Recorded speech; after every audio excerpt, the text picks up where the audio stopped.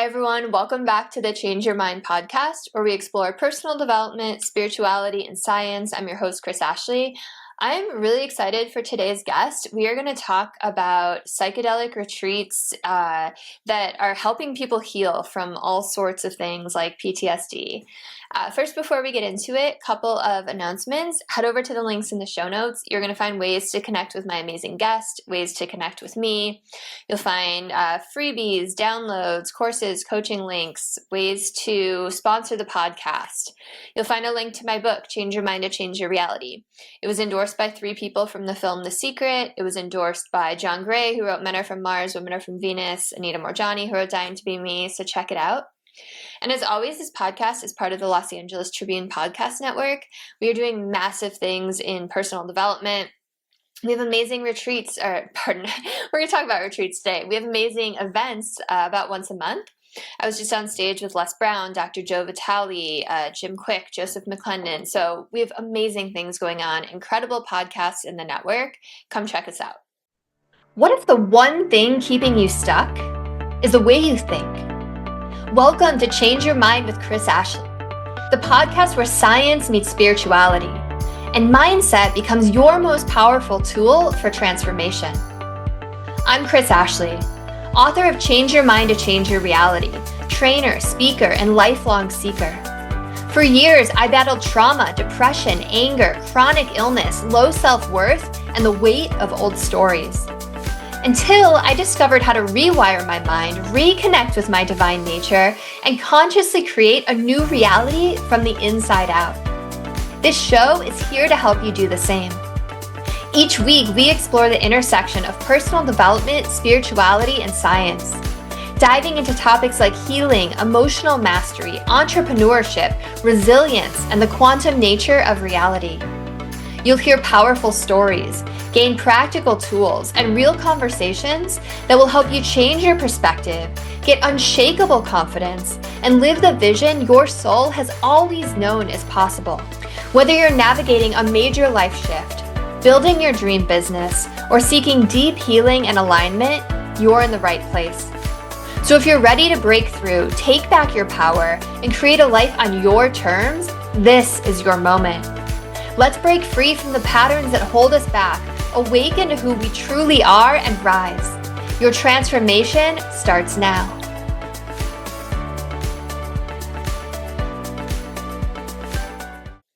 All right, I'm excited to have Neil Markey with me. So Neil Markey is the co-founder and CEO of Beckley Retreats, the world's only psychedelics retreat program backed by 25 years of scientific research and an ecosystem of expertise that honors global wisdom traditions. A former captain in the U.S. Army Special Operations 2nd Ranger Battalion, Neil served in Iraq and Afghanistan before studying at Columbia University, where he struggled with depression and PTSD. This led him to explore mindfulness and psychedelics as part of his healing journey. Prior to Beckley, he was Chief Growth Officer for a $450 million private equity portfolio company and a consultant at McKinsey & Company. Neil believes in the synergy between science and spirituality, which is kind of what my podcast is about. So welcome, Neil. I'm excited to have you here. Thank you for having me. Yeah, it's I think a good fit. I love this day and age where science is backing up what mysticism and spirituality has been saying for eons. It's so exciting. Right? I know it's an amazing time to be alive, and we're realizing that, yeah, the mystics have been onto something for quite some time. Totally. So I always start my show off the same way by asking my guests what their origin story is. And I know I kind of covered a little bit of it in your bio, but I'd love for you to just give me an idea of what led you to open this company. What was your own journey with psychedelics like? Yeah. Well, thank you for having me on. I was studying math at University of Maryland, and then September 11th happened. And I ended up joining the officer program thinking I was doing the right thing. I wanted to help. And I went in as a lieutenant and then ended up in Iraq. By the time I got to Iraq, went through school and training and then got to my unit and then deployed. We had learned that this whole weapons of mass destruction thing was not accurate. And so it was really a challenging time to be there. And then I got a chance to go be part of a special operations unit called the Ranger Regiment, and went to Afghanistan twice with them. And part of me loved it. It was super adventurous, and I really looked up to the guys that I was serving with. And now looking back, it was just wildly traumatic. You know, I mean, I think everybody in the entire unit had some level of PTSD, some worse, some worse than others. And then I was just burnt out, and I got out in 2012 and went to grad school, and then by some measures was doing okay professionally. Like I was at a good school and was showing up in some ways, but then was also really struggling, was having trouble in my relationships. I was having trouble sleeping. I was having some anger issues, and I cycled through a bunch of different traditional approaches, SSRIs, anti-anxiety medications, sleeping pills, and didn't have a whole lot of benefit. And then the thing that was pivotal for me was meditation. I got introduced to meditation. I just knew I needed it and had the discipline to just sit. And then through that network, had the chance to have some professionally facilitated psychedelic experiences. And it felt like they were almost accelerating what I was trying to do with meditation in some ways, or enhancing that. And yeah, that was 13 years ago. And that was kind of the beginning of me trying this different way of being. And then between now and then, I mean, there was a bit of a corporate stint and a bunch of other things, but that was kind of the beginning of it, was that transition. Rock bottom, if you will. You know, there's that Rumi quote, when you're on your knees is a good time to pray. You know, a lot of clarity when you're begging for things to change. Yeah, and you're like reaching for something. Thank you for sharing that. I feel like war is one of those things where it's like everyone understands that there's like how could a human being go through that and not come out traumatized? And we've all seen war movies, but it's like I don't think anyone could actually understand unless they've gone through that experience. So I can't even imagine how traumatic that was for you. And just really quickly, like, what was the vibe in your unit? Like once you guys realized that the weapons of mass destruction thing wasn't really a thing? Well, when I was in the regular army and I was in Iraq, it was, I don't know, it was really disheartening. I mean, everybody was kind of agreeing to just show up and fake it, because you had to show up for your, what were now friends and coworkers, and as a leader, you know, you're responsible for the people that you know, are under your command, and so you have to inspire them and tell them that they're doing something of meaning. But yeah, you have this reality in the background, which was, we probably made the worst foreign policy decision in American history, and now we're in the midst of this like incredible mess of civil war. And so it was sad, you know, it was really sad. It was really, it felt meaningless. And then when I was in the Rangers, that was in some ways easier to get on board with, because it was a more precise mission. We were going after very specific individuals. And so I actually felt like that, you know, had some purpose, but my whole thoughts on the Western military industrial complex and all these bigger things has changed dramatically over time. And I hope that we don't get ourselves into these like long drawn out wars anymore. It's just such a waste of life and resources. It's unbelievable. Yeah. That's interesting. So thanks for sharing that. I mean, looking back, I'm imagining like you've probably killed people, right? To just like be blunt about it. Like now that you're more spiritually minded, like how do you kind of navigate that? Like have you found something in spirituality that has helped you kind of process that? Yeah. And yeah, it's I feel like I've asked for forgiveness and have been given forgiveness, and And I also still believe that there's real evil in the world, and it's hard for me to kind of know that and then, not support people that are a counter to that force. I guess I just know for me, I don't want to do it in my life for the rest of my life. Like, I don't want to be involved in it. That's like a personal decision. Yeah. But yeah, it's tough. I mean, like, there's what's the Bible? What did Jesus say? If you get struck on the cheek, you give the other cheek. But then there's a point to where you don't. There's a number. I think it was 40 some times you're supposed to give the other cheek. But then, even in a lot of the spiritual traditions, it doesn't necessarily mean like just fall over and give up. So to me, there's this. You can be spiritually in tuned and also still have some sense of kind of a warrior spirit of sorts, and take care of the people that are close to you, but it's less aggressive, it's more stable and present and,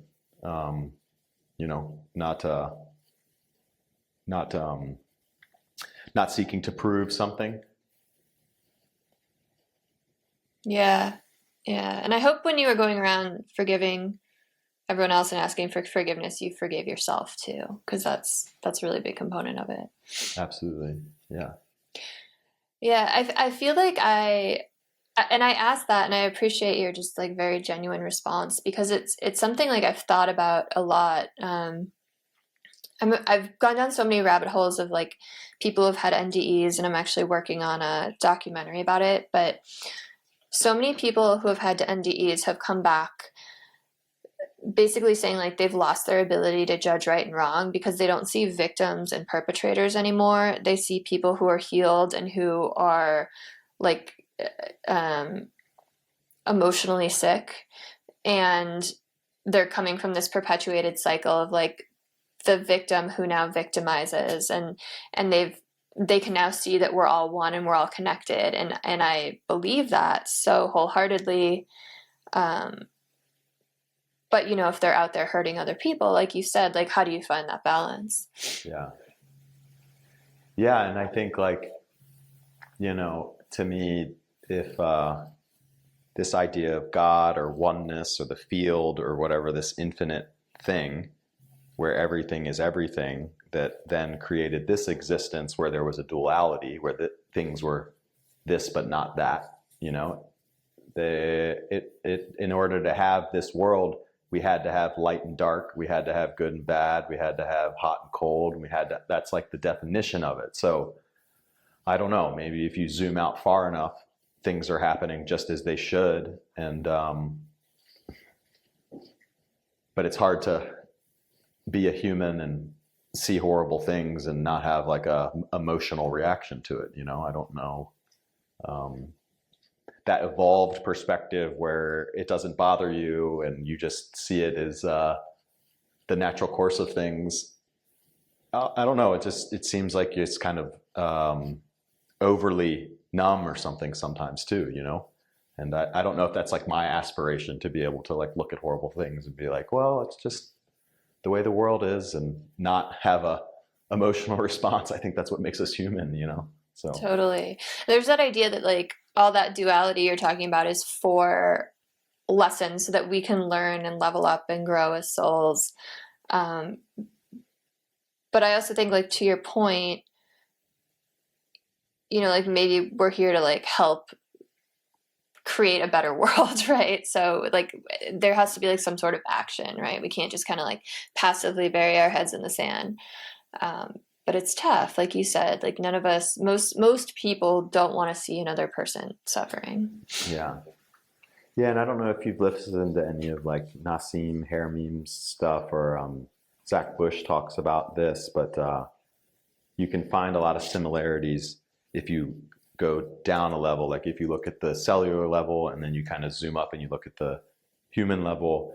And so, to give an example, there's lots of different kind of single cell organisms where there's a life cycle where they go through a period of strife and there's a lot of infighting. And that is what allows them to evolve. And then they get into this more static state where things are more resonant, and then they just chill. And you could make an argument that humanity is going through this period where there's this strife, but like through that will come a period where there's more equilibrium. And I don't know. I hold on to that. I can see that. I believe that to be possible. I love that so much. Thanks for bringing a scientific lens into it, because so many mystics and spirituality says the same thing. Like, we're headed towards this quote unquote new earth, right? Where things are going to be a lot more peaceful, and it's cool to hear it. It's cool to hear it from that angle as well. Did it just get really staticky for you? No, I'm good. Weird. I just heard a lot of static. Yeah, cool. So back to the plants. Which plant did you try first, or is there only one that you've done? Mushrooms was first, and that's probably my favorite's the wrong word, but I feel closest to mushrooms. And then I've tried many different compounds over the last 10 years, but I still think mushrooms have a really special place. And then a few years ago, or it's been more than a few now, but at the early days of this adventure, which was not a normal undertaking, a lot of people told me that I was doing something that was borderline nuts.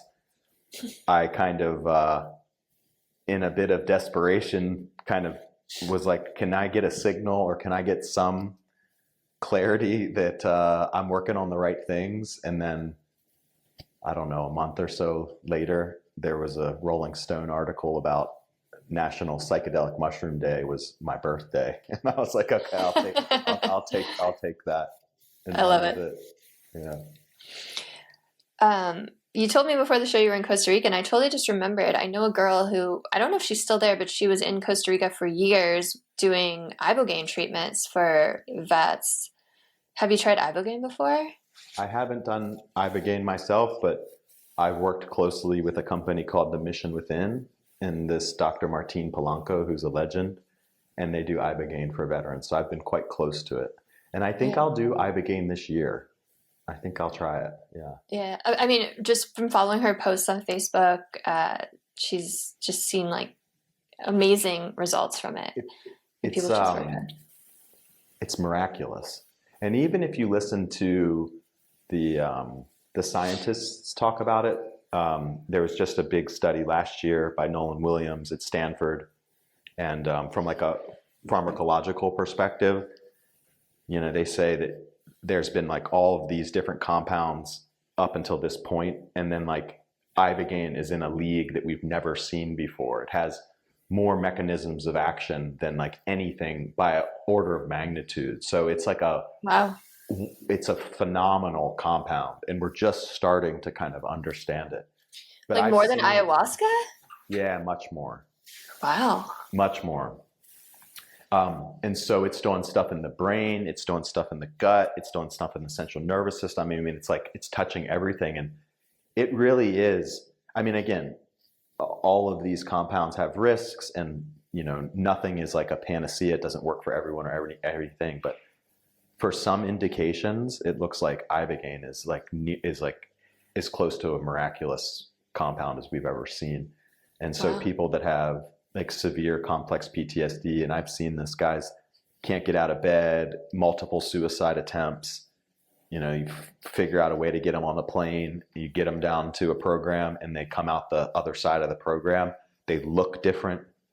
There's been guys that like, because of the inflammation in the body and all these things are interlinked, like couldn't touch their toes, and then after 1 week can easily touch their toes. Like the body has literally released, and they go back home and love on their kids and their wife like they're a whole different person. It's unbelievable, it really is. So it's exciting to see that there's more openness to it, and this opioid use disorder. I mean, my God, what a tragedy in the States, and it looks like it's really beneficial for severe addiction too. Wow. So yeah, it's encouraging. That's amazing. What is Ibogaine exactly? I don't even know like what plant it comes from. It comes from a root that grows in Africa. And so it's part of a few different tribes' indigenous spiritual traditions. And they've used it for thousands of years as a way to connect spiritually and heal the warriors. And so, yeah, it's a pretty magical plant. And so then that's the Iboga plant. And then if it's synthesized in a certain way, then you can make Ibogaine, which is like a more sterile version. Like just like how you can take a mushroom, you can synthesize out the Psilocybin and give someone just Psilocybin. You can do that with Iboga and make Ibogaine. That's really interesting. Yeah, that's cool. It makes you wonder, like, who was the first person to try these things, right? Or is it just Right? like, I don't know, or it's just like passed down through wisdom. Okay, so let's talk about your first mushroom experience. Did you just do it by yourself? Did you do it with some sort of healer, like in a ceremony? What was it? It was with a facilitator, and it was kind of the clinical trial approach, although it was on the underground. So it was in a room on a bed with a blindfold and headphones. And it was a lot of Enya music. And so I always will always have a very special place in my heart for Enya. But yeah, that was the first one. That's so funny. So my special place with Enya is when I was in high school, we had to like do swimming, which we all hated, as like part of our gym class. And then once a week, they would turn all the lights off in the like swimming pool area and let us like float, and they would blast Enya, and it was like the best thing ever. Yeah. So I would be like, oh, I have my period every day except for like that day, and like get out of swim, but like loved that. Yeah. Gotta love Enya. So was it like, what was so transformative about that first experience with mushrooms? Yeah.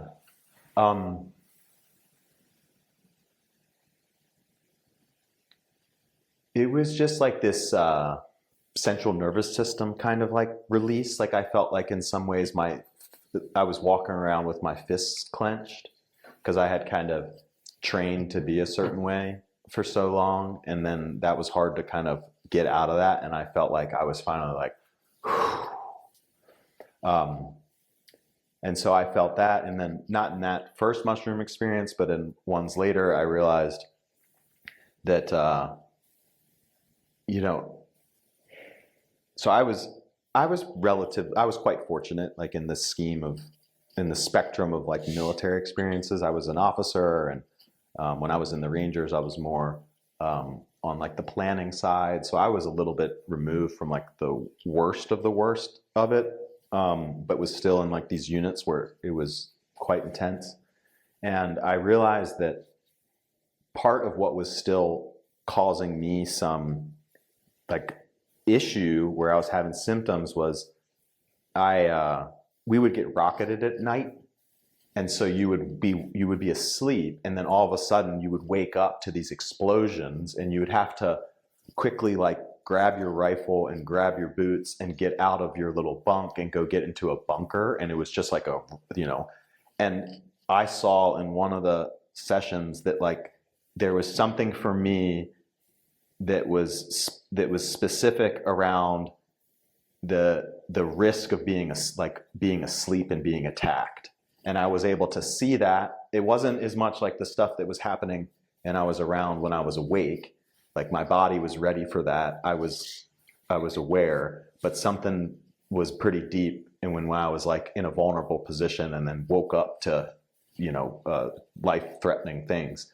And just the awareness of that then kind of allowed it to shift a little bit, and me to be able to be like, when I'm in bed, be like, okay, I'm in the United States. I'm not going to get bombed. It's like I can actually like allow my body to not be in this reactive mode. So I think for many, it's kind of, you get this insight into where the trauma lies, and like it'll kind of come up to the surface again. And then if it's properly facilitated and you're working with someone that can help you navigate it, then you can kind of develop a little bit different relationship with it. You can kind of meet it and accept it and thank it for, the benefit that it did provide, but then, let it be, and you don't need to carry it anymore.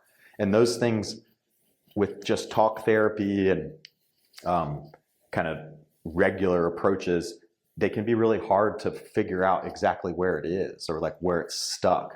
But these experiences have some way, we don't really understand the mechanics, but like some way of bringing these things to the surface. And then there's some potential there. That's really fascinating. And like, I can't even imagine, you probably like didn't allow yourself to go into like a deep sleep. And it's like, sleep is not, so right? restorative. Like you connect back with source, right? While you're 100%. asleep. 100%. And so I'm sure like there was like some sort of like tether kind of broken off there. Like that's such a like integral part of life, right? Yeah. All these Yeah. symptoms, like people that have PTSD, TBI, if you go and look at their sleep, you're seeing it in their sleep, And I think, like you said, there's a bit of a reinforcing loop there. But, if you're not getting that like deep restorative sleep, and I agree with you, connecting back to source in some way, then it just makes everything worse, Yeah. And it's really hard to kind of break that cycle. Yeah. And I like what you were saying about how like, anyone that's gone through any, and not to the level of, people who have seen war, but like most people who have gone through some sort of trauma in their life to the extent that it like sits in their body somewhere. And I like that what you were saying is like traditional talk therapy and stuff. It's like, sometimes you don't even know what's upsetting you or what's causing symptoms, right? And you definitely don't know where it's stuck in your body. And I love your story about the people on Ibogaine who suddenly could touch their toes, because it's like that book, The Body Keeps the Score. I don't know if you've read it, but it's such a good one, right?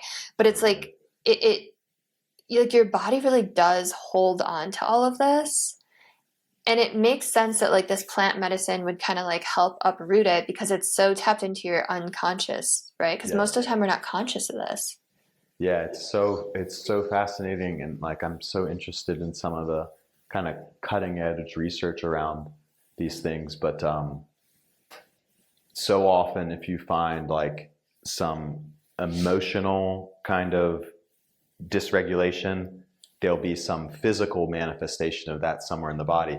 And you'll see it show up as like gut fungus or bacterial overgrowth or inflammation, right? And so you can, it's a loop, So I think like if you look at this, the Biofield research, which is so fascinating, is below the atomic level, there's a level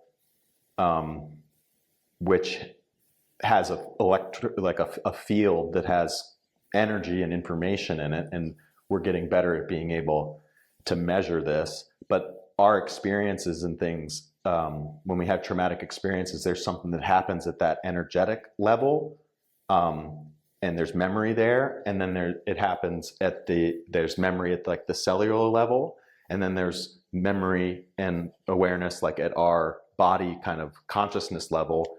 And there's different techniques and different interventions, and you have to kind of treat all those different levels because they all are loops. They all inform each other, And so if you're just at the human consciousness level, you're getting at one part of it, but there's actually stuff that's like down in the tissues. And then arguably there's stuff that's even one level below that's at this like field level that we're starting to learn that, okay, you can maybe hit it with some different vibrations or just through consciousness awareness and being present in some of these different energy modalities like Reiki, and you can get at that level. And if you do all of those things, you can have a better chance of helping somebody make change that sticks.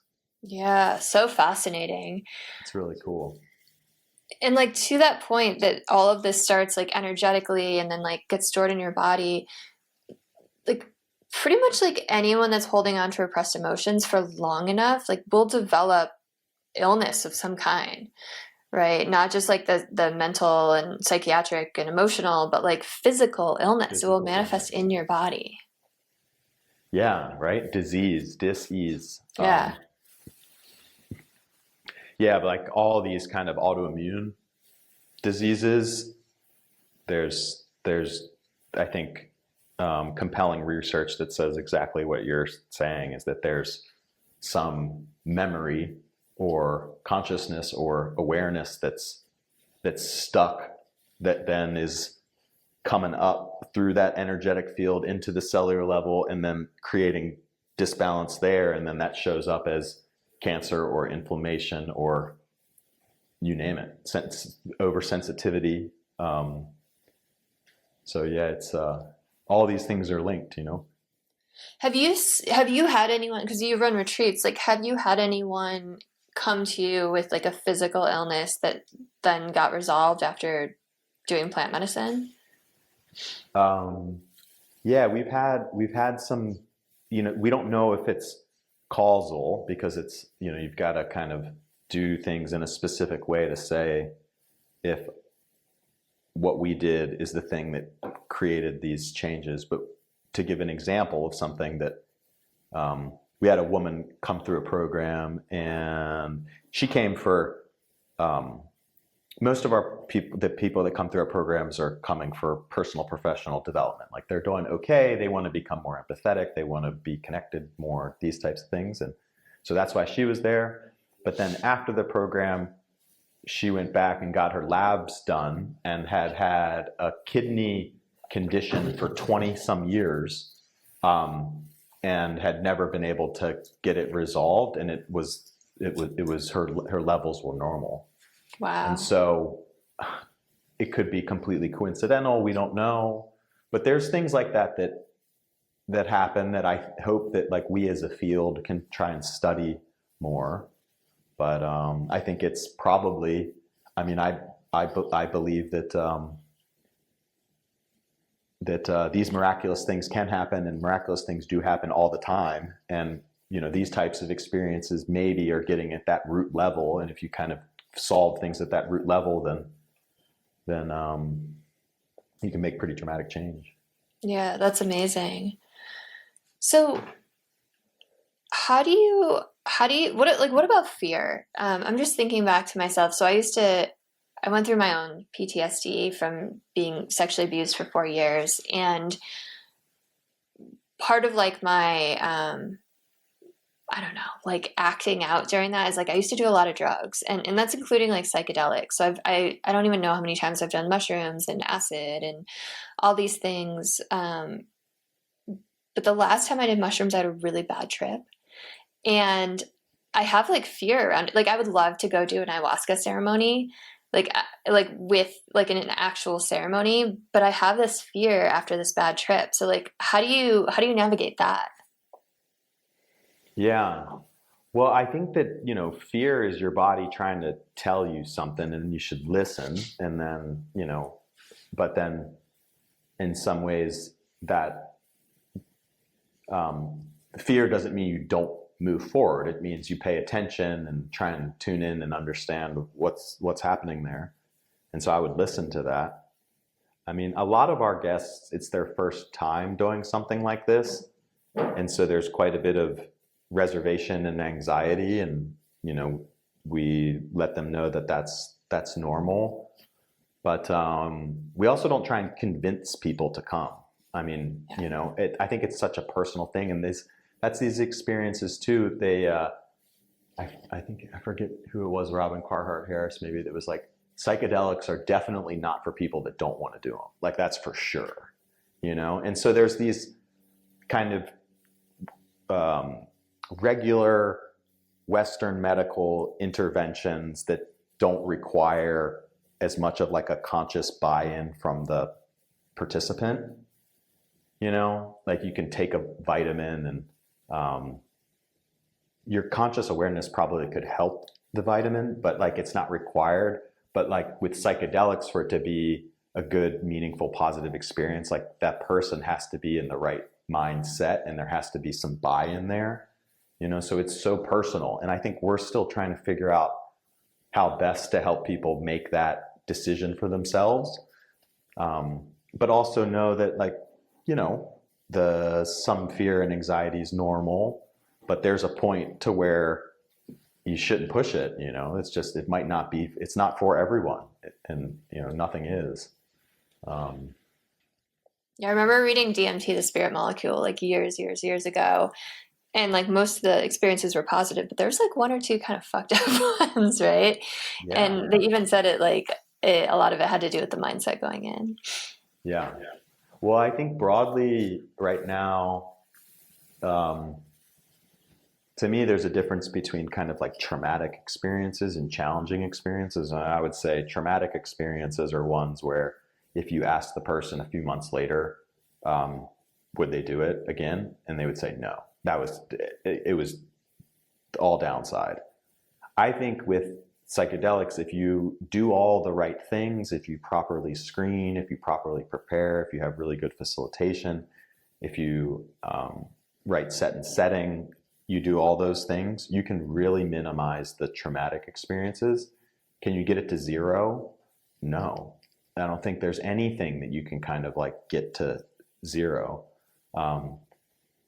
But you can get that to a very low number. And then it's comparing the risk profile and the potential benefit profile of this experience versus other experiences that humans do, which include the risk profile of pharmaceutical drugs or driving at night or climbing a mountain. And like they all have gives and takes. And I think what we try and do is just give people all the information and be super open book, and then allow people to make their own decision. On the challenging experiences side, it's something like 20 to 30% of people have challenging experiences. So like if anybody, Probably what they need though, right? Well, that's the thing. Like those people would months later say, that was rough. That was a lot of work, but I think there was value in it and I got through it. But I think it's good for people to know that many people don't have like a cupcakes and rainbows experience when they're doing this. For many people, it's like there's some darkness and there's some pain and there's some struggle. But like for many, there's a light at the end of that, and they're able to kind of work through that and be better on the other side. But did you ever have any of those experiences where there was work and struggle in it? Yeah, for sure. What did that look like for you? Well, I've had some experiences where it's just dark, where, you kind of get to this point where this is all like, it's meaningless, it's empty. And I'm trying to think of some of my other, you get things brought to your awareness from ways that you interacted or did things in the past that you're shameful of or not proud of, and it's like right in your face, and it'll spin it around 20 different ways and have you look at it from this way, and you see it from your mom's eyes and from your partner's eyes, and you just like, wow, I was a real piece of shit in that period, and you feel horrible, but then all that was in there. Right? It was all in there. Now it's more at the surface, and you can go through some process of forgiving yourself, or going and actually seeking forgiveness from people that maybe that you need to go do that from, and then you can move through it. But a lot of us have some things in our past that we're not super proud of, and we've tucked them away, and we've managed it, and then they get brought up. Just going back to the NDE thing, like that's one of the things that like so many people have had NDEs experience the life review, but they see it through all the other people who were involved's point of view. Yeah. Which is like, I mean, it's like the golden rule, like written into the fabric of the universe. Right. Exactly. Yeah. Exactly. Yeah. And you can say it all day long and talk about it and do it at that mental level. But then when you have a lived experience where you live that, that changes how you act, you know? That's way easier or way harder to kind of like disregard and push to the side when you have like a very real memory of, you know, getting all those different perspectives of being a good or bad person, you know? So it's such a gift to like be able to then like change in this lifetime, right? Because it's like like you said, like we all know how we should treat other people, and we all have treated other people badly, or like whether we are meaning to or not, right? Yeah. Yeah. Wow, pretty wild. Wow. So what's the facilitator's job? Like, how does someone facilitate this? Like, how many people are in the retreat together? Like, what does it look like?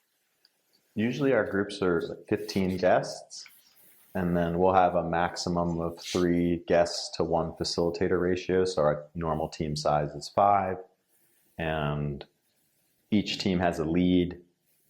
All of our leads are either medical doctors or psychotherapists.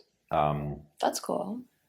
Now they're not operating in their medical capacity because we're not diagnosing or treating anything, but they have that training and framework. And, you know, frankly, part of the reason why it matters is because those credentials make people feel safe. And so you kind of do whatever it takes to make people feel safe. And we're brought up in this Western world where letters after people's names mean something. And so, you know, that's and that the knowledge that they have and the work experience they have working with people is valuable. But where there's in this work, you know, the present state of that individual, I would say, is more important than what they know. So how they are. So in medicine, you would see this talked about as maybe like doctor bedside manner or something like this, right? And so how they make people feel, their presence. I hope we can measure this more. I think you can actually like get some indications through different wearables and different devices of like how balanced someone's central nervous system is. So ultimately, we're looking for people that have, you know, good, clear training in a related field, a lot of experience doing this group work, and then what's their state of being and how do they make people feel. And we evaluate that, you know, really through like apprenticeship and making sure that we get a lot of touch points with them and they get to work with the teams and get feedback. And but yeah, that's the really important part is the presence, which is sometimes forgotten about in Western medicine, where you go in and it's like an algorithm and it's just check. And you know, a lot of what people need is human connection and to be seen and heard and felt. Especially in such a vulnerable state. And that is so smart of you to have psychotherapists and doctors. Like, even someone who questions the medical industry so much, that would make me feel safer. Yeah, it's how we're brought up. What's interesting though is sometimes, and we've seen this, you'll have someone that is a medical doctor that's worked in the field, like the established field for a long time, and they're used to being in their mind a lot and pathologizing and trying to problem solve, which is different than being present and allowing and witnessing. And so we've had incredibly credentialed MDs and stuff want to come work with us, and then you realize, oh, there's actually some unlearning here, or there's some additional kind of training that's required to allow them to get out of their mind, you know? That makes sense. And allow things to be. And I think for our experiences too, we're trying to create a safe environment for people to go through these experiences supported, but they're kind of going through it on you know, the mushrooms are giving them an experience, and we're creating a safe environment for them to go through that experience on their own. And so there's this, you know, you're kind of sitting back a little bit and allowing, you know, and sometimes people will cry or will laugh or have all kinds of like big emotions. And in a traditional context, people are wired, they'll want to go immediately intervene and be like, can I help? What's happening? And then they'll want to get into the mind and problem solve with that individual, where I think that the more ideal way for these types of experiences is you're one step back. And if people need help and they call for help, then you help, but you also kind of allow the process. You allow there to be a little bit of struggle, and that's okay, because that's the stuff coming up. You don't want to intervene and stop that from happening. That's what you want. So you kind of let people work through that. Yeah, totally. You don't want to like stop their experience. So, I mean, okay, so what's like the dosage? Because I'm wondering, like, I'm just thinking about like all the times I've done mushrooms, like I'm still pretty aware. And if you have 15 people in a room, like, I mean, are people like talking to each other? Are they just like, do they have the headphones and the eye mask on? Like you said, like what, like paint the picture for me. Everybody's in a group, but you have your own kind of arrangement, mat, pillows, and you kind of get comfortable. And then we play live music. And, cool. And so it's a really it's different than if you did this in a doctor's office. There's more art to it, I would say. And, so we have musicians and they've all played these songs before, but they're improving. So like if the group is kind of going this way and they want the group to kind of come back this way, they play these songs, and sometimes they'll intentionally sit and let it be silent and you just hear nature. And so, we're encouraging this kind of artistry because we think that it's really valuable. We don't just put on the Johns Hopkins playlist and crank through that. So everybody's having their own personal experience. They'll be moving, or sometimes people are completely silent, but there's a collective experience, like for sure, And we know this to be true. Like HeartMath has done a lot of this research. Like if we're in a room together, your central nervous system's picking up on mine. We're exchanging a ton of information. And so that's happening kind of at even heightened level amongst all these people. So it's incredibly fascinating to watch. And then, people will want to they'll want to talk to their friends or whatever. And the facilitators will be like, okay, go put your mask back on, kind of like stay in your space. And then sometimes an individual will have like a big experience, and it'll get to a point where it's a bit uncomfortable for them because they feel like they're distracting the group, and they probably are distracting the group to some extent. And so we just have, protocols kind of around that, which is generally you have a couple facilitators, take that individual out to an alternate location, like let them be on their own for a minute because they just need to kind of let it go for a while. And then usually 15 minutes after, they can come back in, and then they join the group, So it's just, that's why it's important to have facilitators that have done it a bunch of times. So they can kind of like manage all of this with a really balanced central nervous system. They've seen it. It's not a big deal. It's like, and kind of keep that safe resonance in the group. Do you have your facilitators go through it themselves before? Yeah. And then we have ongoing training programs, and I think we do that really well. And we're really fortunate too. Frankly, we pay really well relative to this industry, and the Beckley brand, I think, is well respected. So facilitators, for their own personal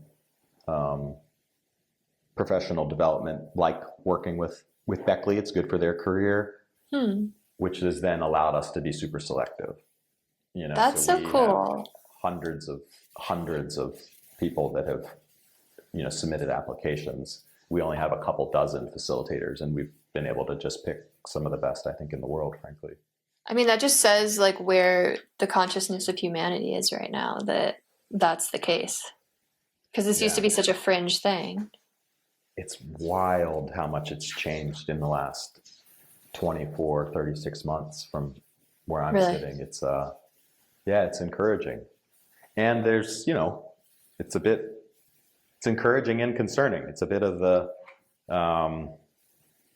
it's new territory. There's a lot of people that are offering these experiences that probably don't have the requisite experience to be doing it, and there's not a central body that is going around and policing all of these individuals and organizations that are doing this, so it's definitely like kind of a buyer beware state right now, like I don't want to be a fear monger, because I think, again, relative to a lot of things we do in our normal lives, the risk profile is not wild, but people need to ask a lot of questions, because there's risk here, and especially if it's your first time, especially if you think you have like some more, things that have happened that might come up that are on the more significant end of the spectrum. You just want to be thoughtful and cautious and make sure that you do it in a place with people that are really good at what they're doing. Sure. So do you do this in the States, or do you do it down in like Costa Rica or wherever you're? We have programs in Jamaica and the Netherlands, and it's the two places where you can do mushrooms in the world right now legally.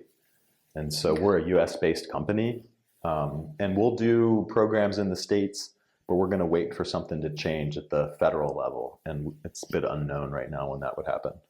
Right on. And you only do mushrooms, right? We only do mushrooms.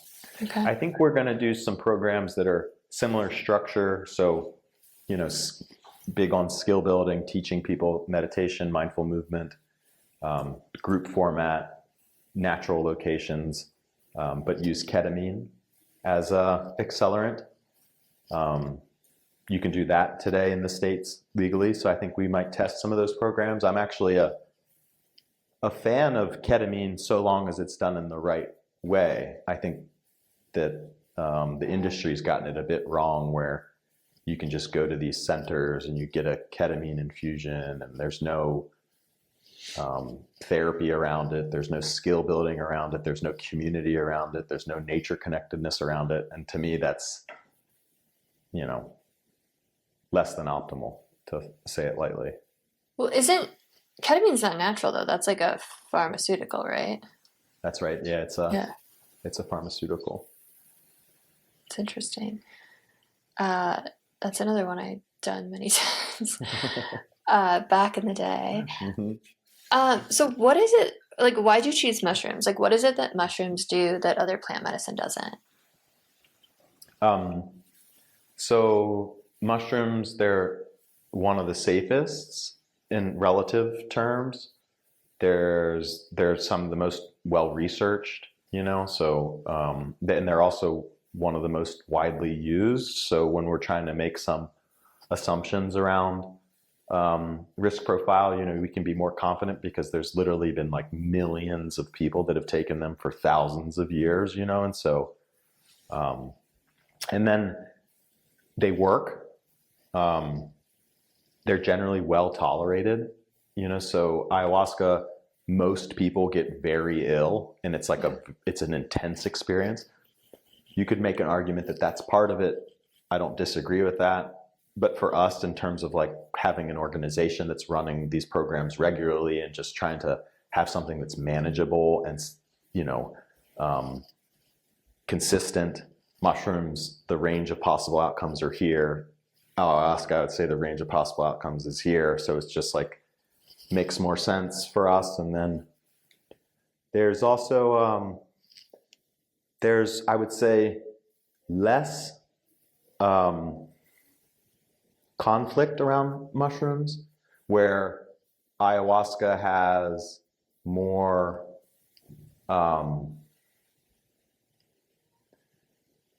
there's more concerns around the indigenous lineages. There's more concerns around the supply chains. There's more concerns around the sustainability. And so, not that there aren't those, considerations with mushrooms, but it's less. They're grown many more places. There are many more types. There's a tighter kind of like hold on what makes a proper mushroom session as opposed to an ayahuasca session, if you will. And so it was quite a few different reasons why we've decided on mushrooms. That totally makes sense from a business standpoint. Do mushrooms and ayahuasca do different things in the body? Do they have different kind of outcomes? Because you were talking about Ibogaine works in the gut and the nervous system. Like, what about mushrooms versus ayahuasca? Yeah, so they're similar but different, and I think that like as a field, it's still trying to understand all the different mechanisms of action. I would say though, generally, it's more, and you'll hear some psychonauts say this too, that have, from the 60s and 70s, it's the compound is less than 50% of the experience. More is the set and the setting, the preparation, who you're with, why you're doing it, like all the context. And I think that's true, So these psychedelic compounds are actually like more similar than they are different, and the way in which they're used is the thing that's like the real kind of critical differentiator. That makes sense. Very cool. So as we start to wrap up, is there anything we didn't touch on today that you really want to like get out there into the world message wise?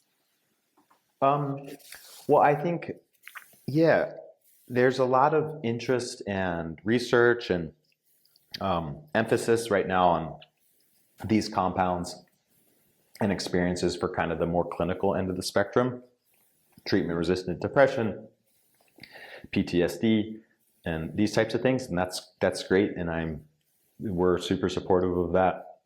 Our company is more on the other end of the spectrum, which we would call maybe like the betterment of the well. And so I guess what we're trying to let the world know is that you don't need to have some super severe level indication to get tremendous benefit out of these experiences. You can become more empathetic. You can have more period of or kind of like moments of awe. You can feel more connected to your family members. You can have more creative potential. And so all of these kind of like good to great things, I think that there's application for these experiences too. And that's generally what our programs are for. I appreciate that, because when we first started talking, I was like, oh, this is totally going to be for vets and people with severe PTSD who have gone through war. So that's cool that it's, open to anyone, and anyone can benefit from it. Yeah. So I'm sure people want to know how they can connect with you, where they can find the website, all the things. So if you want to just take a moment and let people know. Yeah, it's BeckleyRetreats.com. If you Google Beckley Retreats, we'll come up. The Beckley name comes from the Beckley Foundation, so you can also Google the Beckley Foundation and look at some of the cool research that organization's done over the last 25 years. And we're trying really hard to be a conscious company, and so we know it's a big decision to do a program like this, and so it's not uncommon for us to speak with someone like 3 or 4 different times. We're happy to do it. You can send us an email. We're super responsive. We'll get on a call with you. We're quite available to help. That's really cool to hear. And I guess we didn't even touch on like how long are these retreats? Like how long do people go for? 5 nights. And, oh wow! Do they do mushrooms every night? No, just 2 psilocybin sessions. Okay. And then the rest of it it's really like an integrative health program. So we're teaching meditation and mindful movement and breathwork exercises and some simple kind of Western psychotherapy stuff like gratitude practice. If you've never tried it, it's pretty incredible what it can do if you do it for long enough. And so we introduce lots of these little techniques that, and that's part of the magic of these experiences, is that after them, there's some openness. There's like this neuroplasticity that happens.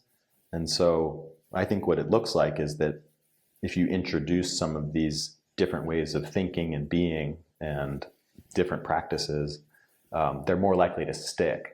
So I think if you just try and take a group of people and get them to start meditating, that's a tough road. I've done that for a long time. But something special happens after these experiences where people are just more open to it, and they just kind of understand at a deeper level why they would meditate. and then they do it. And so then, you can have sustained benefit because people are actually living differently. Very cool. Awesome. Well, thank you so much for coming on, Neil. It was such a me, pleasure. Yeah, I learned so much. If you are listening, send this to someone you think would like it. Like, comment, share, subscribe, all the things. Let's help lift the consciousness of humanity. I'll see you all next week.